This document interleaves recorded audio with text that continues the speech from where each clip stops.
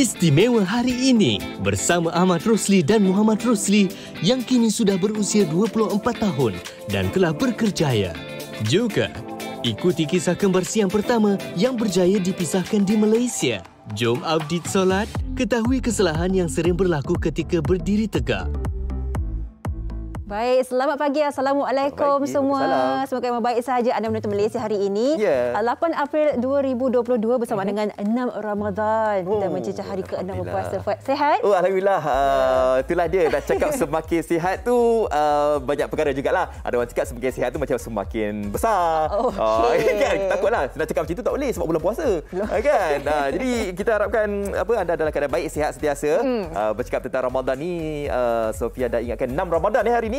Saya teringatlah dulu waktu ketika kecil-kecil dululah kan, zaman-zaman budak sekolah rendah. Hari-hari dok kira tau puasa ke berapa. Oh ya ke? Sebab apa? Sebab mak ayah kita akan memberikan. Sekarang tak berkira dah. Saya dah besar ni tak adalah kira kan. Macam orang mati hari ni puasa berapa? Tak ingatlah kan. Sebab apa? Sebab dulu mungkin yalah kita nak menggamit memori kita zaman kecil, Sofia kan. Mak ayah kita nak menggalakkan kita berpuasa. Satu hari berpuasa dapatlah duit. Genap 30 hari duit raya lebih. Macam itulah nak galakkan. Tapi walaupun yalah pendekatan berpuasa ni harus diterapkan ketika awal lagi. Betul. Saya ingat lagi masa zaman saya kecil-kecil dulu, memang tiada paksaan penuh, tetapi kita sedikit demi sedikit lah, mungkin masa awal-awal tu suku hari dah besar sedikit separuh hari. Sampailah ke nun dewasa ni macam kita melihat rupanya pendekatan ibu bapa itu untuk mendidik anak-anak bagaimana dan mengapa mereka berpuasa tu sangat penting juga. Takkan dia macam tidak mempunyai sebarang kata haluan kan, tapi memahami konsepnya juga bagi anak-anak kecil ini sangat membantulah bagi mereka mempelajari ibadah berpuasa ini. Tapi cakap tentang kanak-kanak ni, saya ada terbaca juga tular di media sosial, ada sekolah yang tidak membenarkan anak-anak muridnya, sekolah rendah ni, yang bau makanan. Sebab kadang-kadang itulah kita tak ada paksaan sebenarnya kan dalam nak mendidik kanak-kanak yang belum balik lagi ni kan. Jadi itulah dia, pendekatan harus diberikan daripada ibu bapa, dan pihak sekolah pun kena pandang dari sudut yang baik jugalah. Kadang kalau kita buat seperti itu, kita membuatkan pelajar itu, bayangkan pelajar tu kecil lagi, tak boleh nak puasa. Tak boleh puasa. Tak boleh puasa. Perlukan makanan. Lagi. Tenaga tak ada. Cikgu dah arahkan macam tu. Jadi bagaimana kan untuk pertumbuhan anak tu nanti? Tak nak anak kita memberontak kan. Jadi kita mungkin kena memperhalusi pendekatan itu dan bagi mereka memahami konsepnya sendiri. Okey. Menyentuh berkenaan kanak-kanak ini kan. Hari kita akan membawa sedikit tema yang sangat menarik lah. Antaranya adalah berkenaan dengan penceritaan ini. Kisah kembar siam pada satu ketika dulu pernah melakukan pembedahan untuk memisahkan mereka. Mereka ni adalah kembar siam yang bercantum di mana ya? Bercantum di bahagian pinggul sampai ke kepala.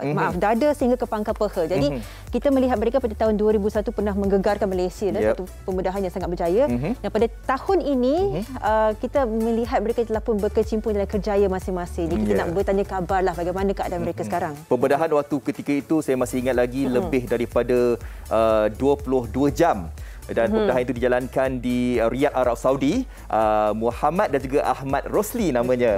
Dah besar dah. Dah 24 tahun. Kan dah berkejaya kan, dan juga masih lagi bergelar sebagai siswa. Okey, jadi kita akan bertanya gambar dengan mereka, tapi sebelum itu kita saksikan dulu, ini juga satu kejayaan yang besar. Baru-baru ini pada 19 Mac 2022 kita melakar sejarah memisahkan kembar siam pramatang yang pertama di Malaysia seberat 2.7 kg saja. Usia yang sangat-sangat muda. Dan kita kena faham ya, komplikasi untuk terjadi adalah sangat-sangat tinggi bagi mereka yang pada usia yang sangat muda. Tapi ini kejayaan dan kita akan saksikanlah sedikit penceritaan berkenaan bayi kembar ini. Okey, jom kita saksikan. Hospital Tunku Azizah HTA melakar sejarah apabila kembar siam pramatang seberat 2.7 kg berjaya dipisahkan dalam satu pembedahan semalam.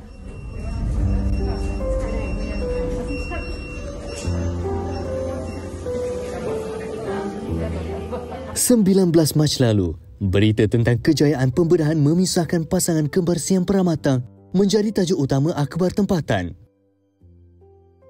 Genap 20 hari selepas pembedahan, tiada kata yang dapat menggambarkan rasa syukur dan gembira melihat perkembangan dua bayi ini.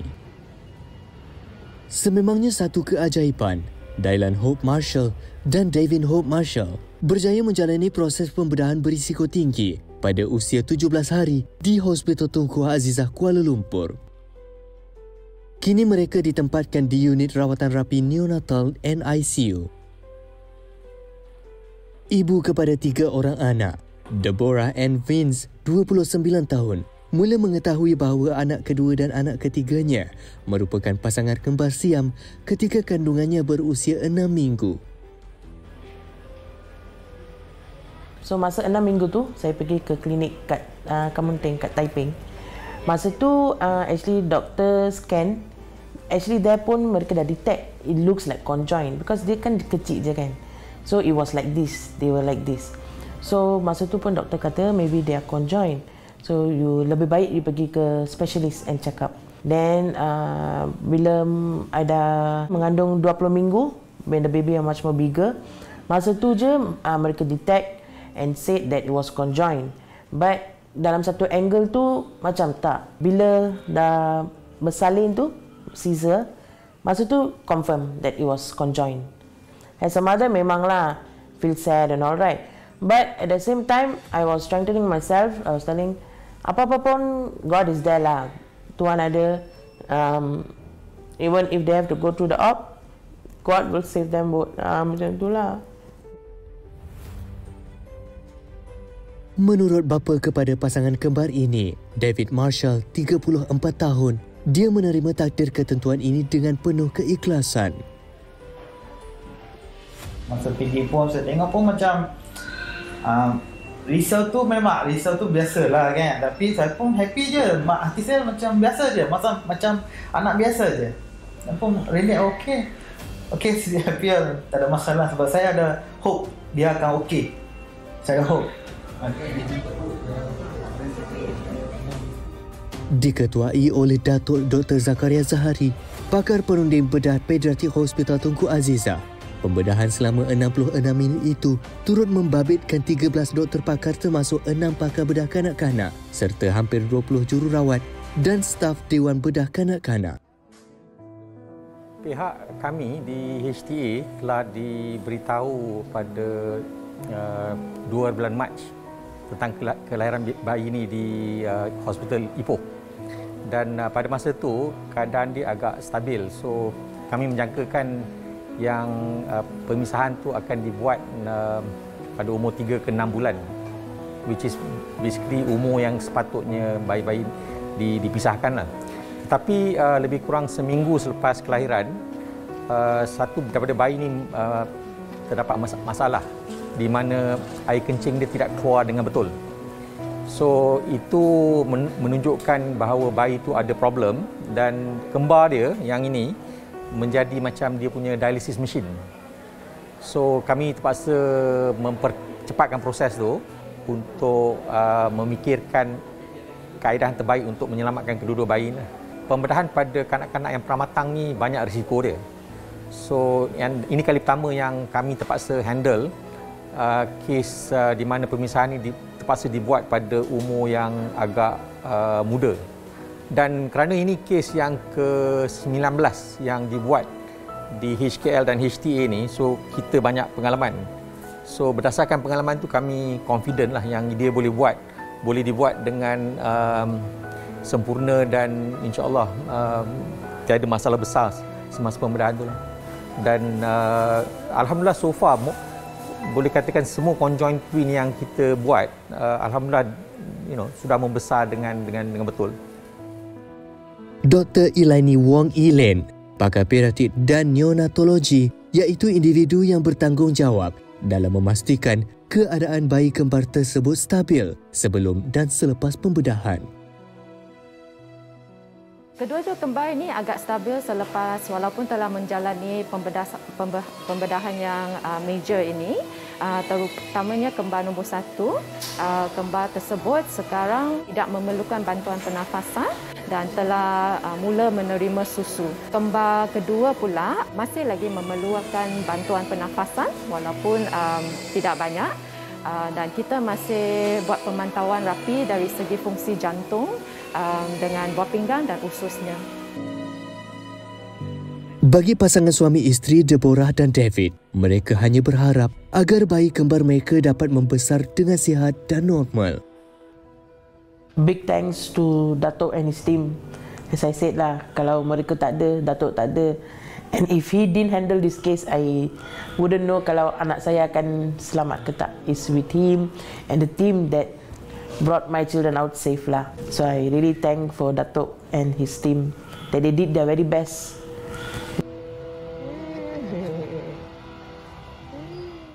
Sebagai ibu bapa ni, kita melihat penceritaan sebegini, kita rasa begitu kata tersentuh lah. Kan? Sebab kita pastinya kita mengharapkan yang terbaik, mengharapkan kesihatan mereka membesar dengan baik, tapi kita kena tahu juga lah, satu dalam 200,000 kelahiran di dunia ini adalah kelahiran pramatang ataupun kembar siam ini, dan kita melihat, kita harapkan yang terbaik lah bagi semua yang mungkin akan melalui perkara yang sama. Ya, kita doakan Dylan dan juga Devin kekal sihatlah membesar seperti kanak-kanak yang lain juga. Okey, kita nanti nak berhenti berehat.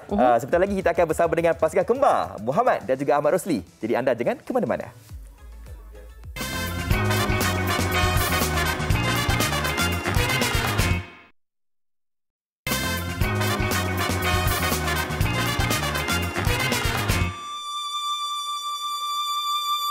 Pada tahun 1998, negara digemparkan dengan kisah bayi kembar siam Ahmad Rosli dan Muhammad Rosli yang dilahirkan bercantum pada bahagian dada dan punggung. Kisah mereka mendapat perhatian seluruh dunia, termasuk putera mahkota Arab Saudi, Putera Abdullah Abdul Aziz. Kos pembedahan yang berjumlah hampir 1.7 juta ringgit telah dibiayai sepenuhnya oleh Putera Abdullah, sekaligus memberi sinar harapan yang baru buat pasangan kembar ini. Ahmad dan Muhammad menjalani pembedahan pembahagian hati di Pusat Perubatan Universiti Malaya (PPUM) pada tahun 2001 sebelum dipindahkan ke Hospital King Fahd National Guard di Riyadh, Arab Saudi. Proses pembedahan dilakukan ketika mereka berusia 4 tahun dan telah mengambil masa selama 22 jam 45 minit. Meskipun tanpa anggota badan yang sempurna, kedua pasangan kembar yang berusia 24 tahun ini tetap menjalani kehidupan seperti biasa. Ahmad selaku abang sulung masih meneruskan pengajarnya di peringkat diploma, manakala adiknya, Muhammad pula sudah mula bekerja selepas menamatkan pengajian sarjana muda dalam bidang sains komputer. Minat serta karakter berbeza yang dimiliki oleh Ahmad dan Muhammad tidak sekalipun menjarakkan hubungan mereka, sebaliknya melengkapi antara satu sama lain. Yes, itulah dia. Betul lah, rasa macam dah lama dah kita tak dengarkan perkabaran berita ini kan. Saya ingat lagi waktu ketika mereka kecil, waktu tu saya di sekolah sekolah menengah lah. Waktu ketika tu memang menjadi itulah lah waktu ketika dahulu kan. Dan satu kejayaan sebenarnya bukan saja untuk perubatan di Malaysia, malahan kita nak ucapkan terima kasih jugalah kepada Kerajaan Saudi juga kan. Yang mana menaja juga untuk pembedahan ini. Dan tahun demi tahun kita melihat mereka sekarang berkerjaya ya. Dengan berjayanya kita ingin melihat dan mendengar sendiri apakah perkembangannya terkini dan mungkin sedikit sebanyak status kesihatan mereka sekarang ini bagaimana pula. Kita terus bersama dengan Muhammad Rosli dan juga Ahmad Rosli, abang dan adiknya. Abang dan adik. Assalamualaikum. Muhammad. Assalamualaikum. Okey, apa nama, pagi-pagi macam ni, apa antara aktiviti di bulan Ramadan ni? Ada pergi ke kuliah ke, kerja ke? Tengok ada dekat rumah ni. Kalau pagi ni saya bekerja. Oh, okey, bekerja dari rumah lah ni. Work from home ya? Saya work from home. Yang apa nama, siapa yang masih belajar lagi? Ahmad, kan? Yes, Ahmad dia dah habis belajar dah. Okey, jadi baru habis belajar. Jadi selepas ni apa perancangan Ahmad? Dah habis belajar ni? Lepas belajar ni macam mana perancangan dia? Ahmad? Sekarang tengah cari kerja lah. Ya, insyaAllah dapatlah kerja nanti. Kak Ahmad dengan Muhammad ni ada selalu berjumpa ke macam mana sekarang ni? Ataupun duduk masing-masing dah ialah sibuk dengan belajar, dengan kerja ni macam mana awak berdua? Setiap ada jumpa. Sebab kami memang duduk satu rumah dengan family. Okey, baik. Tapi sekarang ni Ahmad duduk dalam bilik, saya dekat luar tamu. Satu rumah lah ni. Terpisah bilik je lah. Kalau ikutkan tadi nak Google Meet nak satu ni je, satu laptop saja. Tapi tak cukup frame pula. Okey, cerita sikit tentang pengalaman berpuasa ni.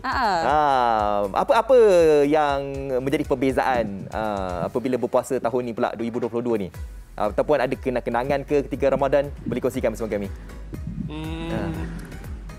Saya rasa bulan puasa sama je macam bulan puasa sebelum ni. Cuma yang start tahun ni dengan start tahun lepas lah saya mula bekerja. So macam ada aktiviti lah pagi sampai petang kan. Sebelum ni saya ada kelas kan, belajar lagi. So itulah datang kelas lah. Okay, kesihatan pula bagaimana sekarang ni? Mesti ramai yang tanya-tanya yang nak dah mengikuti kisah penceritaan awak berdua kan. Sekarang sihat ke tak sihat dua-dua? Ada orang kata check up ke, pergi hospital ke, ada tak rutin seperti itu? Check up tak ada. Check up tak ada. Sebab musim COVID ni so takut nak keluar sikit. Tapi Ahmad tak apa-apa sihat lah. Oh, Ahmad kenapa? Saya anemia, kurang darah merah. Okey. Jadi bagaimana dengan kesihatan sekarang ni? Masih bergantung kepada ubat lagi ke atau bagaimana? Doktor kata suruh jaga pemakanan je lah. Jaga makanan lah. Okey. Dalam kita nak melalui fasa, yalah kita dah bekerja, yang mana dah bergraduasi kan. Apakah mungkin antara cabaran-cabaran lah yang dihadapi apabila yalah kadang-kadang kata orang tu kita nak berada dalam fasa pekerjaan tu lain kan tempohnya tu. Apa mungkin cabaran-cabaran yang mungkin boleh dikongsikan bersama dengan kami? Cabaran bekerja kalau sebelum ni kita ada cikgu yang mengajar, lecturer. So lepas sekarang ni kita kena banyak belajar dengan orang lain lah. Belajar dengan apa nama dia, rakan sekerja. Itulah salah satu cabarannya. And then lagi satu, sebelum ni kalau kelas dia tak ada macam pack sangat tau. Macam kita ada time kelas, contoh kelas A, lepas tu rehat, lepas tu kelas B, lepas tu.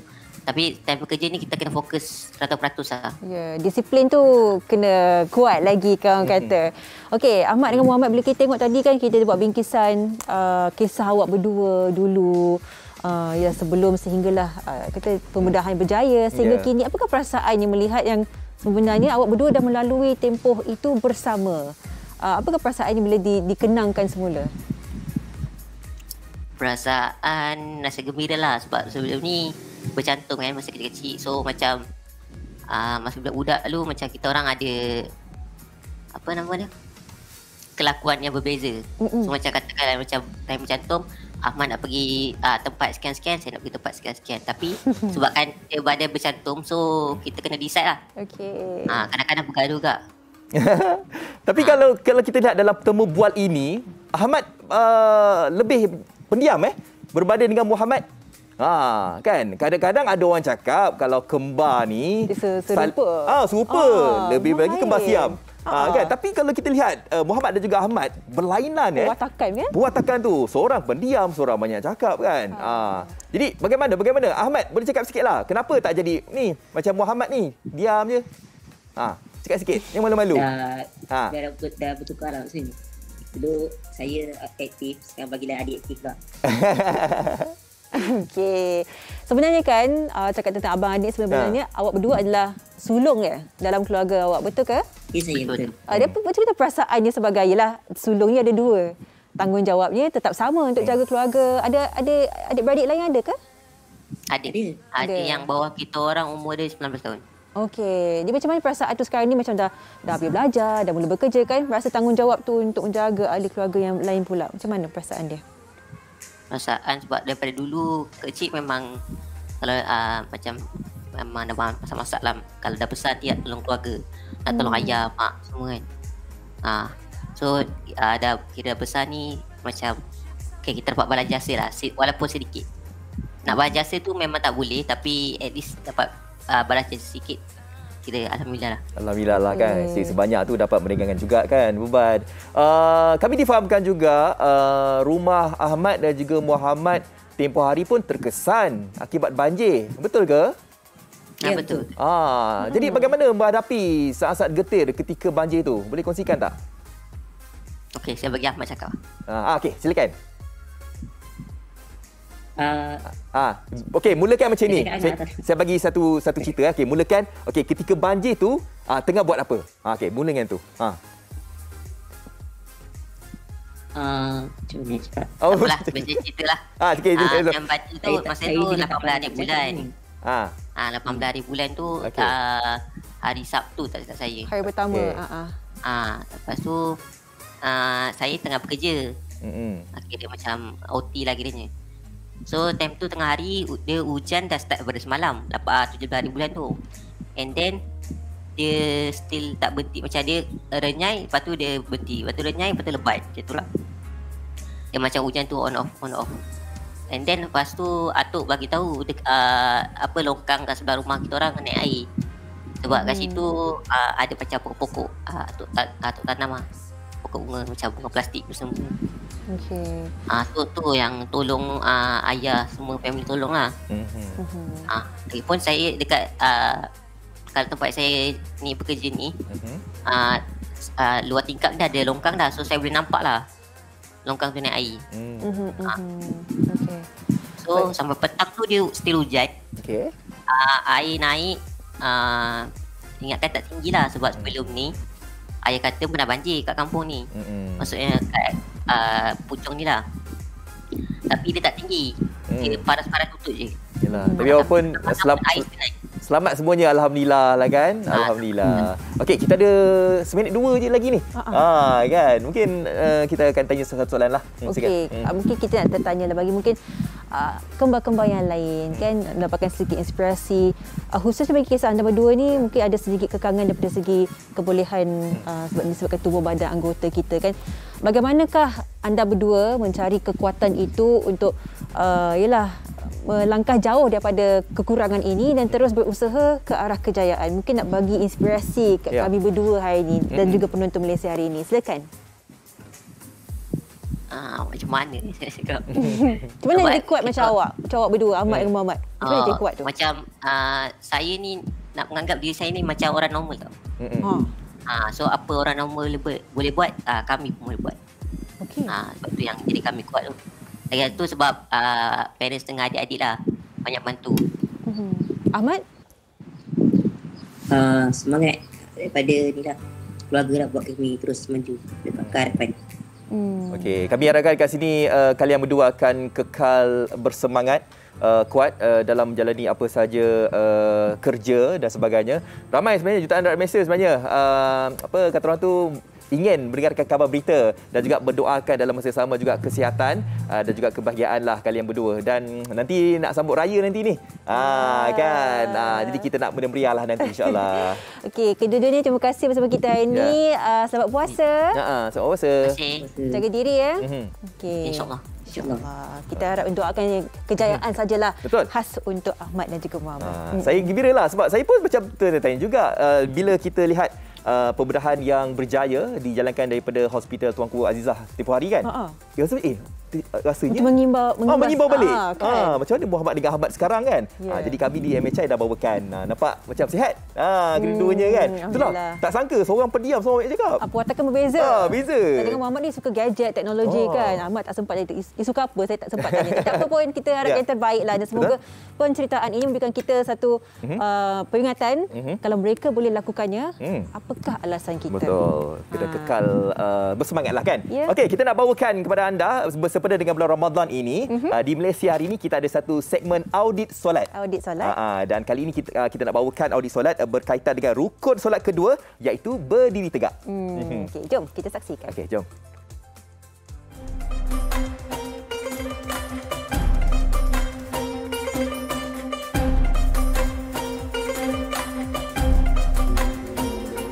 Kesilapan orang kita bagi rukun seterusnya ialah ketika berdiri tegak. Saya tengok ramai di kalangan kita, dia bawa kerusi.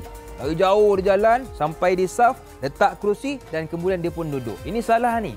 Ini perlu kita perbetulkan. Dia kalau kita nak duduk tak ada masalah. Saya ni da'i kalau nak rukuk susah, saya akan duduk baru boleh selesa. Maka baru kita duduk. Contoh saya tunjukkan.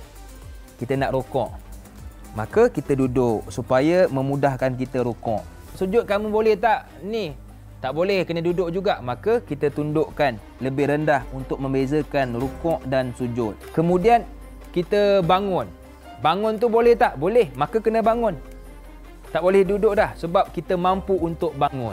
Jangan kita pukul sama rata, mentang-mentang aku tak boleh rukuk dalam keadaan yang sempurna kena duduk, kita bantai semua duduk. Tak boleh. Melainkan kalau kita sakit. Tapi kalau kita mampu berdiri, kena berdiri. Supaya apa? Rukun yang kedua kita dapat sempurnakan. Dapat sesuatu? Kalau dapat, lepas ni terus ubah. Dan nampak kawan kita buat, tegur dan nasihatkan dia. Boleh?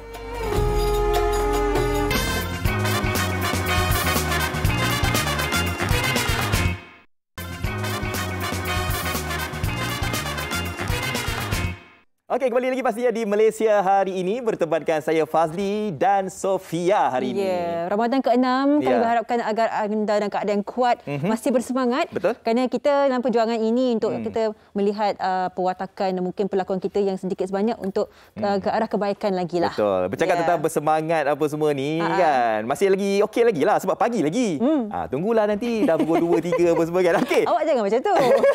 Okey, kita terus saja ingin bercerita tentang masjid dan tahfiz cahaya Ramadan. Kita terus saja ingin bersama dengan Ustaz Said Kadir Al-Jofri, pendakwah yang terkenal. Assalamualaikum Ustaz. Waalaikumsalam warahmatullahi taala wabarakatuh. Puasa ya Ustaz ya. Alhamdulillah. Ustaz, mungkin boleh ulaskan sikitlah tentang maksudnya masjid dan juga tahfiz ini yang menjadi cahaya di bulan Ramadan ini. Silakan Ustaz. Allah. Bismillah, alhamdulillah, salatu wassalamu ala Rasulillah. Wa ala alihi wa ala. Terima kasih Fazli, segak berbaju Melayu berwarna purple hari ini, dan mudah-mudahan pagi Ramadan ini, pagi Jumaat ini kita semua mendapat keberkatan Ramadan. Amin. Dan Fazli sebut tadi tentang mungkin awal-awal ni masih lagi semangat, takut nanti hujung-hujung tu hilang semangat kadang-kadang dia dah macam dah penat, dia dah letih dan sebagainya. Kalau kita perhatikan salah satu daripada yang kita jadi semangat pada bulan Ramadan ni adalah masjid yang meriah, masjid yang memang menjadi tumpuan kan. Dia memang satu hubungan yang sangat rapat masjid dengan bulan Ramadan. Sama ada waktu berbuka puasanya, kemudiannya tarawihnya, di sana ada tadarusnya, ada juga sahur berjemaah, ada juga apa dipanggil tu qiyamul lail berjemaah dan sebagainya. Dan banyak aktiviti-aktiviti ni pula dipimpin oleh mereka yang pernah belajar di institusi tahfiz. Jadi tahfiz dan juga masjid ni dua-dua institusi yang memang sangat ada hubungan yang rapat dengan bulan Ramadan. Tambah pula lagi Ramadan adalah bulan yang memang mengajar kita untuk lebih, kita kata, bersedia untuk akhirat kita. Maka masjid dan tahfiz lah institusi yang perlu kita jaga. Ya, insyaAllah kan. Dulunya waktu masjid belum lagi dibuka, kita dok kata bila masjid ni nak buka kan, nak pergi masjid kan. Sekarang ni dah buka, imarahkanlah masjid itu.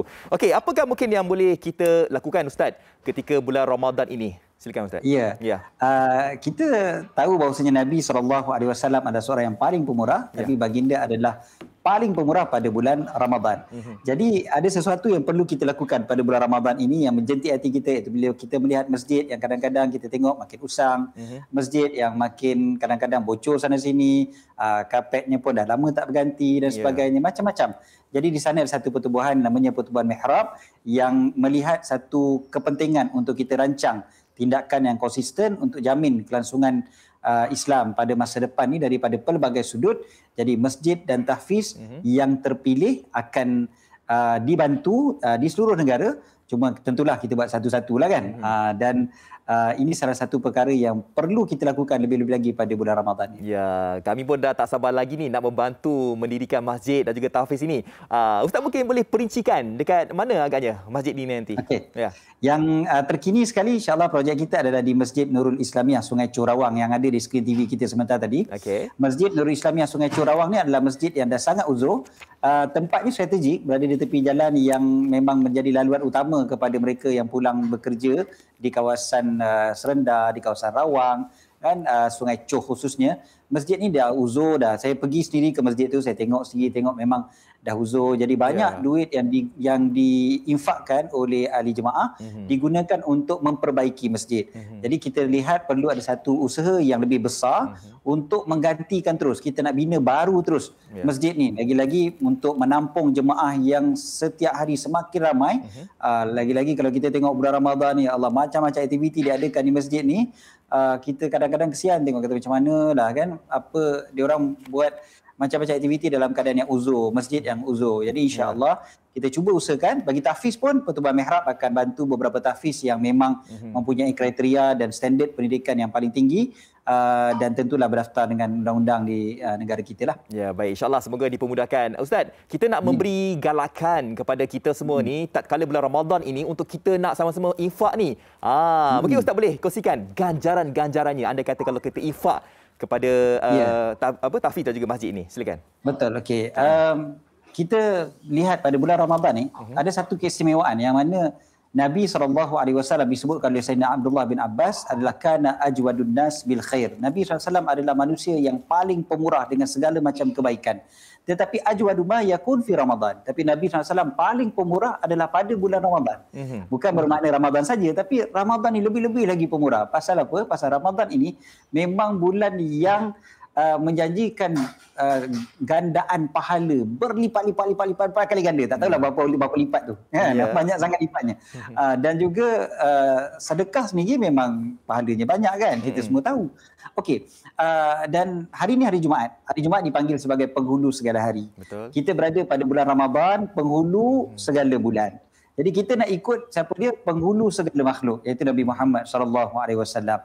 Jadi kita pun perlu jadi seorang yang pemurah. Dan mudah-mudahan tak kira di mana pun kita tinggal, insya-Allah mudah-mudahan pahala orang yang semayang dekat Masjid Nurul Islamiah Sungai Curawang tu pun akan sampai pada kita nanti insya-Allah. Begitu juga pelajar-pelajar yang menghafal Quran dekat tahfiz-tahfiz yang kita bantu tu. Insya-Allah semua diorang tu hafal Quran pun sampai pahala pada kita insya-Allah. Amin. Okey Ustaz, nak tahulah juga berapa agaknya sekarang ni jumlah kutipan dalam melengkapkan kempen membangun SSN Islam oleh Pertubuhan Mihrab ini, dan sekali lagi bagaimanakah caranya untuk kita nak sumbangkan? Okey. Silakan. Yang kita perlukan adalah sebanyak 12 juta ringgit untuk membantu khususnya untuk sekolah ataupun untuk Masjid Nurul Islamiah Sungai Curawang ni, yang kita baru dapat sebenarnya baru lebih kurang tak sampai 3 juta ringgit lagi. Baik. Baru begitu. Jadi kita memang sangat memerlukan dana yang sangat banyak ni kan untuk membantu Masjid Nurul Islamiah Sungai Curawang ni. Jadi saya cadangkan sahabat-sahabat untuk terus pergi ke infakmihrab.com. Senang je zaman kita sekarang ni, buka saja infakmihrab.com. Di sana ada cara untuk menderma dengan pelbagai cara. Kita ada kempen infak yang berbentuk berterusan ataupun yang berbentuk one off kan. Boleh juga ada pelbagai bank kita boleh pilih. Jadi buka saja infakmihrab.com. Dan satu lagi cara yang mudah untuk dapat pahala yang berpanjangan ni adalah bila kita share. Kan kita kongsikan infakmihrab.com, kita letakkan WhatsApp group, dekat Facebook dan sebagainya. Insya-Allah. Ada orang derma, kita dapat pahala. Insya-Allah. Amin. Penghulu segala hari, penghulu segala bulan. Alhamdulillah. Insya-Allah kita doakan semoga dipermudahkan. Baik, terima kasih Ustaz. Assalamualaikum. Waalaikumsalam warahmatullahi wabarakatuh. Okey, itu dia kita telah bersama dengan Ustaz Said Khadir Al-Jofri, penawar bebas kita, bercakap tentang pertubuhan kita nak membina masjid dan juga tahfiz ini, Sofia. Betul, banyak keistimewaan kan bulan Ramadan ni, tak kisahlah apa jenis kebaikan, tapi amal kita tu boleh dilipat gandakan dan banyak kaedahnya. Kita terus sebentar saja lagi akan membincangkan pula antara inisiatif yang dinamakan iaitu Free Meal on Wheels. Jadi bukan saja membina masjid, tahfiz, tapi dalam kaedah lain, kalau tidak begitu berkemampuan pun dalam skala kecil pun kita boleh melakukan kebaikan. Betul tak, Fad? Betul. Tatkala bulan Ramadan ini adalah bulan untuk kita nak memberikan pelbagai jenis sumbangan. Sumbangan ni bukan saja kita nak memberikan wang ringgit, makanan dan sebagainya. Betul. Kan? Macam tadi, share link untuk memberikan sumbangan pun kan, sumbangan juga. Betul. Okey, kita terus bersama dengan Ustaz Jafri Abu Bakar Mahmudi, penasihat program Yayasan Budi Ihsan Malaysia YBIM. Assalamualaikum Ustaz. Selamat pagi. Selamat Ramadan. Waalaikumsalam warahmatullahi wabarakatuh. Selamat puasa. InsyaAllah. Ustaz, terima kasih meluangkan masa. Mungkin pagi ini Ustaz boleh kongsikan bersama kita apakah yang terkini yang boleh dikongsikan sendiri oleh Yayasan Budi Ihsan Malaysia pagi ini. Silakan Ustaz. Baik, alhamdulillah wassalatu wassalamu ala Rasulillah wa ala sahbihi man tabi'ahum wala. Kami daripada YBIM nak kongsi satu program yang kami buat bersama dengan UTM, Universiti Teknologi Malaysia. Dalam sebagai rakan usaha sepanjang bulan Ramadan ini kami buat satu program, nama dia program Free Meals on Wheel. Kalau kita boleh faham Free Meal on Wheel boleh nampak dah berapa perkataan. Pertama free lah, percuma. Yang kedua meals itu makanan, on wheel ni maksud dia bergerak lah. Program yang kita buat terutamanya untuk fakir miskin. Dia ada dua, satu yang sakit yang tak mampu untuk bergerak. Yang keduanya ialah yang keterbatasan pergerakan dia. Jadi untuk kali ini kita buatlah sepanjang Ramadan ini kita buat untuk memberi juadah berbuka puasa kepada fakir miskin yang sakit terlantar dan terbatas pergerakannya.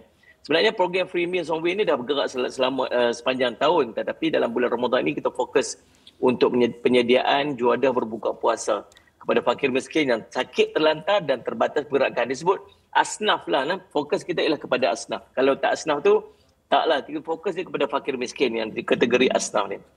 Jadi kalau kita tengok dulu dalam tempoh secermat COVID-19 ni, ekonomi apa semua sebagainya, maka tambah-tambah lagi terkesan ni kepada fakir miskin ni lebih jauh tak dibandingkan dengan orang lain. Dan bayangkan kalau kita nak buka puasa ni, kita ada saja benda-benda yang kita nak makan. Kadang-kadang sampai berlebih-lebih dah. Kan pergi beli dekat pasar Ramadan tu sampai dah penuh jari-jari dah. Tapi dekat sana ada fakir miskin yang tak ada, langsung tak ada makan. Bukan cerita nak buka puasa, nak bersahur pun tak ada benda untuk makan. Maka apa kita buat, Salih Al-Hassi Muhammad, kita buat satu program dengan UTM, kerjasama dengan UTM, kita menyediakan juadah berbuka puasa.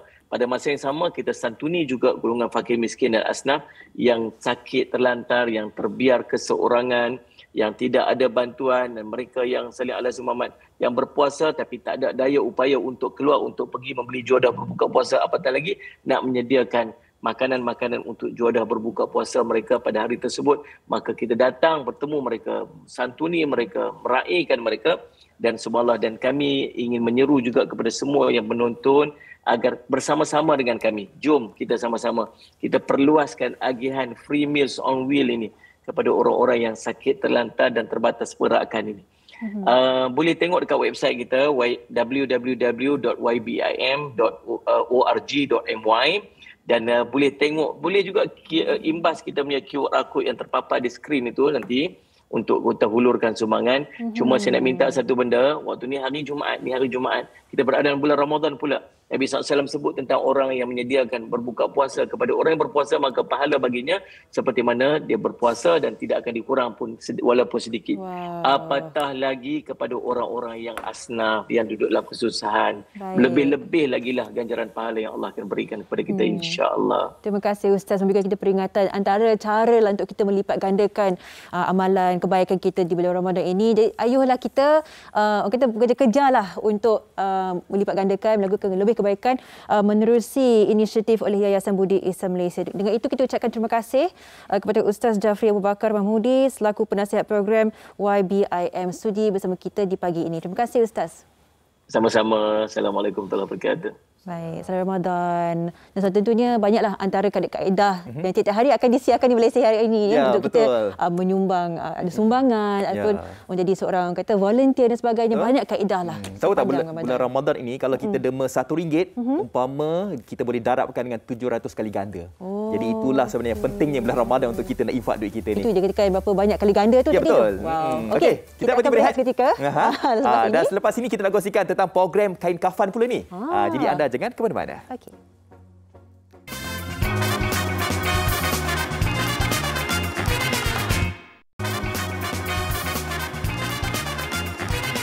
Ya, seikhlas hati di Malaysia hari ini pada hari Jumaat yang sungguh mulia ini. Saya macam terfikirlah, tadi kita ada buat program bersempena dengan kalau kita nak memberikan infak untuk pembinaan masjid dan juga tahfiz. Dan sekarang ini untuk program kain kafan pula. Jadi saya macam terfikir, anda kena tengok Malaysia hari ini untuk anda yang mana mungkin tercari-cari dekat saluran mana yang anda nak infakkan wang anda itu. Jadi terus saja kita ingin bercakap tentang sumbangan kain kafan kepada yang memerlukan ini. Kita bersama dengan Ustaz Said Muhammad Bakri, Said Ishak, pendakwah selebriti. Assalamualaikum Ustaz. Waalaikumsalam warahmatullahi wabarakatuh. Ya, apa khabar Fadli? Alhamdulillah sihat Ustaz. Ustaz pun sama kat sana ya. Salam Ramadan.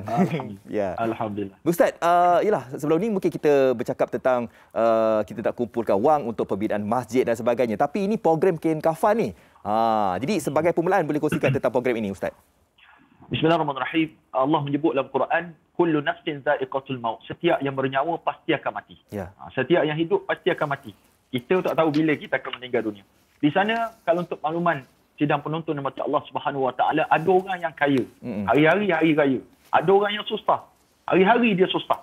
Sehingga kan kalau meninggal salah seorang ahli keluarga dia, mereka tidak mampu nak menyediakan kain kafan sekalipun untuk mengkafankan mereka. Ini bukan perkara yang biasa-biasa ataupun perkara yang dibuat-buat, tapi perkara yang benar-benar berlaku dengan realiti. Bila mana ada setengah daripada masyarakat yang tidak mampu untuk menguruskan jenazah saudara yang telah meninggal dunia. Allahu Akbar.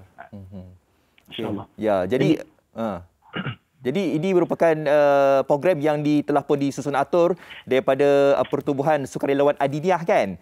Mungkin boleh memberikan spesifikasi tentang pertubuhan ini. Silakan. Okay. Pertubuhan Sukarelawan Adiniah ni telah berada di Malaysia ni sejak tahun 1985.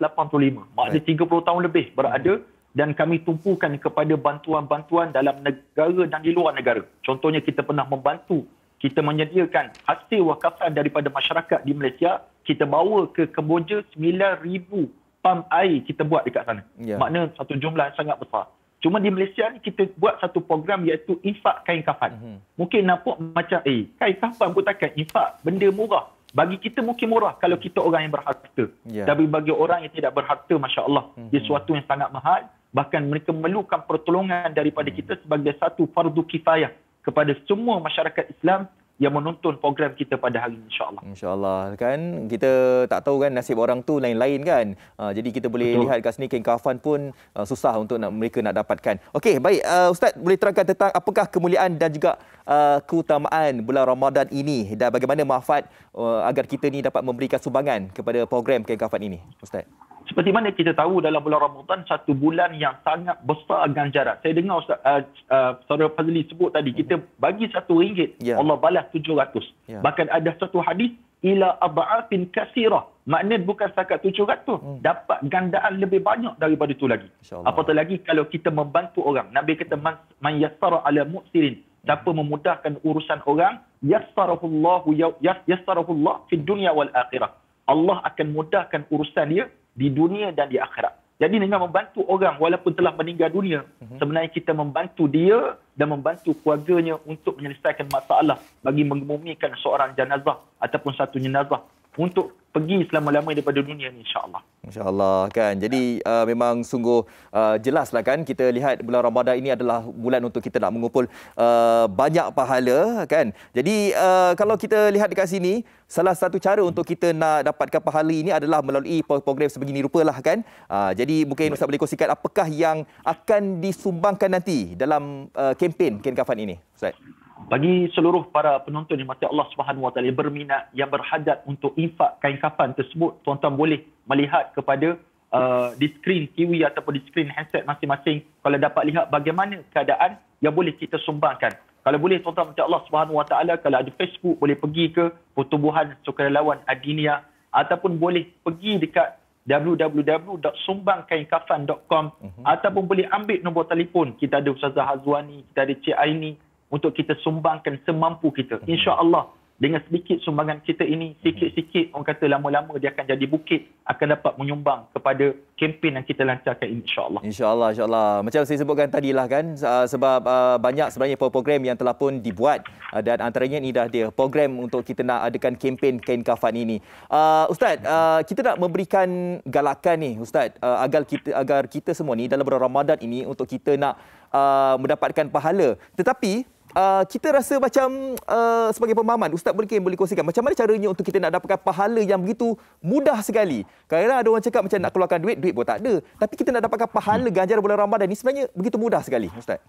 Masya-Allah. Salah satu kaedah yang paling bagus, kalau siapa-siapa dapat melihat, dia ambil gambar, snap gambar dan dia share dalam WhatsApp group. Dia share dalam media sosial yang dimiliki. Dia buatlah macam-macam konten yang boleh untuk menggalakkan orang infak. Mungkin dia tak keluarkan duit dia, tapi dia dapat menarik perhatian ramai orang untuk infak. Seperti mana kita buat pada pagi ni, MHI buat. Makin masya-Allah berapa ramai orang infak, lagi itulah seluruh kru-kru akan dapat pahala. Kita semua akan dapat pahala hasil daripada sumbangan orang. Walaupun kita tak keluarkan dana untuk program. Wallahu a'lam. Wallah, insya-Allah. Okey Ustaz, sekali lagi mungkin boleh ambil kesempatan ini untuk memberikan penerangan agar kita semua dapat memberikan sumbangan kepada kain kafan ini. Silakan Ustaz.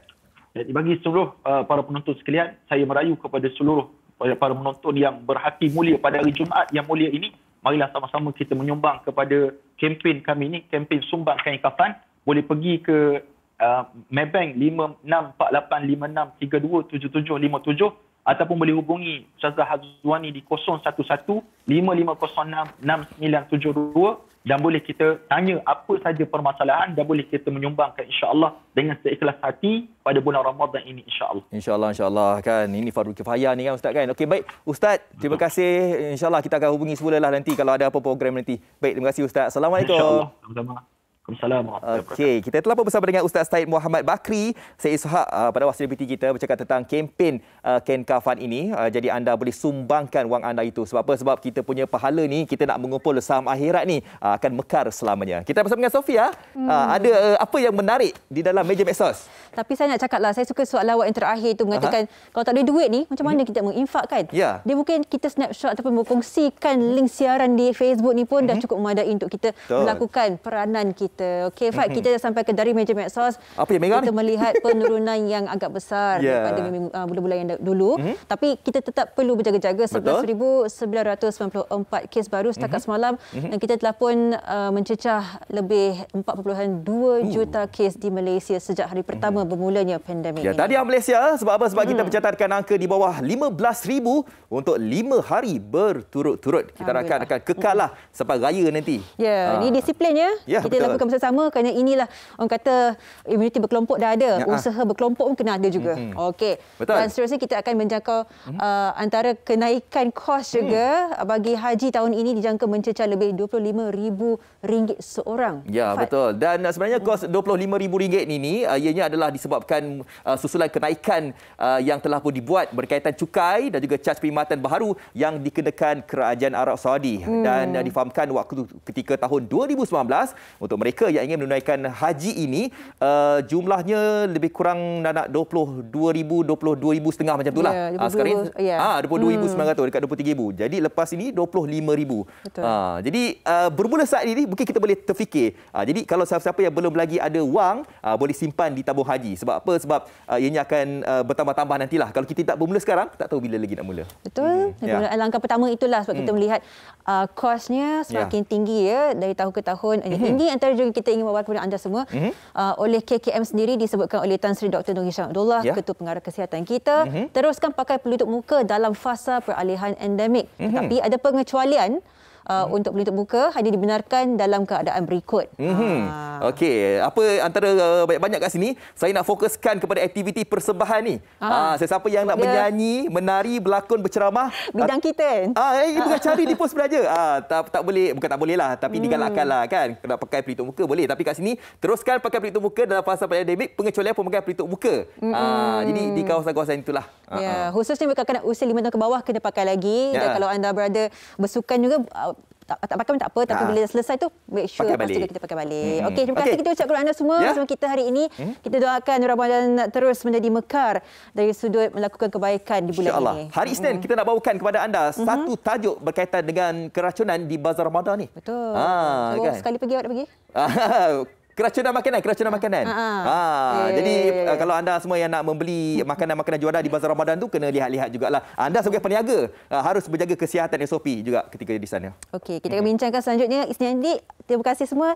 Teruskan sama kami di Malaysia hari ini. Assalamualaikum. Wassalam. Bye-bye. Salam Jumaat. Salam Ramadan.